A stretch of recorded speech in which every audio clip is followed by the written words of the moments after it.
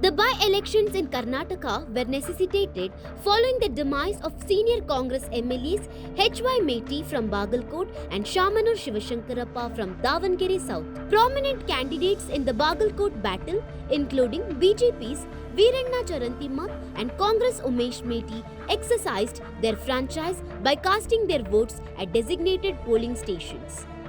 In Davanagere South, the key contest is between Congress Samarth Shamanur and BJP's Srinivas Dasakariappa.